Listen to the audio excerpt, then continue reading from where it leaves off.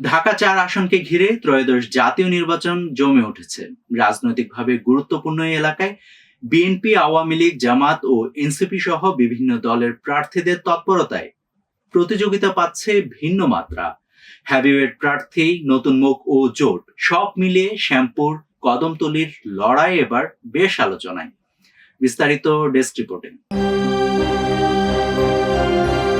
পুরাতন ঢাকা শ্যামপুর ও কদমতলী নিয়ে ঢাকা-৪ আসন। ব্যবসায়িক কারণে রাজধানীর একটি গুরুত্বপূর্ণ এলাকা এটি। ফলে যে কোনো রাজনৈতিক দলই এই আসনে নিজেদের কর্তৃত্ব স্থাপন করতে চায়। ত্রয়োদশ জাতীয় নির্বাচন ঘিরেও সেই লড়াই শুরু হয়ে গিয়েছে। বিএনপি মনোনীত করেছে হেভিওয়েট প্রার্থী, পিছিয়ে নেই জামায়াত কিংবা এনসিপিও। সে লড়াইয়ের কথাই বিস্তারিত জানাচ্ছে আপনাদের।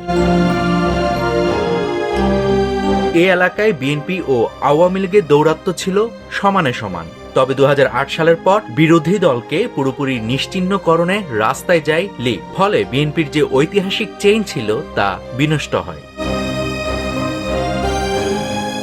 এই আসনে এবার বিএনপির প্রার্থী ঢাকা মহানগর দক্ষিণ বিএনপির সদস্য সচিব তানভীর আহমেদ রবিন। তার বাবা সালাউদ্দিন আহমেদ এই আসনের সাবেক 2 বারের এমপি। রবিন এবারই প্রথমবারের মতো ভোটে লড়ছেন।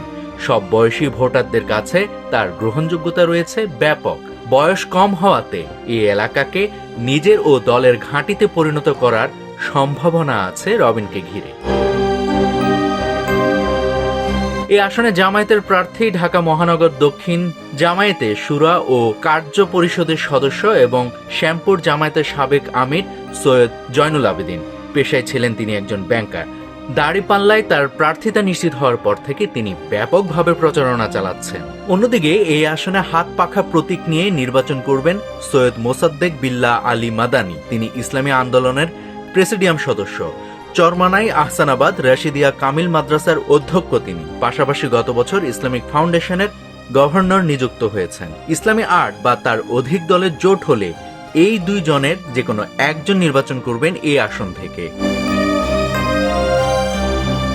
অন্যদিকে এনসিপি থেকে এই আসনের প্রার্থী চূড়ান্ত না করা হলেও মনোনয়ন প্রত্যাশী আছেন অনেকেই। তাদের মধ্যে নাম শোনা যাচ্ছে যুবশক্তি সদস্য সচিব ডাক্তার জাহিদুল ইসলামের। ক্লিন ইমেজ আর রাজনৈতিক প্রজ্ঞার জন্য তিনি বেশ পরিচিত। এনসিপি ও তিনি কেমন ক্যাম্পেইন করেন সেটার উপর নির্ভর করছে অবশ্য অনেক কিছু। তবে জাহিদুল ময়মনসিংহ 4 আসন থেকেও নির্বাচন করার একটি গুঞ্জন আছে। সেক্ষেত্রে অন্য কেউ এই আসন থেকে শাপলা কলি নিয়ে এনসিপির ব্যানারে নির্বাচন করতে পারে। নাভিদ হাসান, সোনালী নিউজ।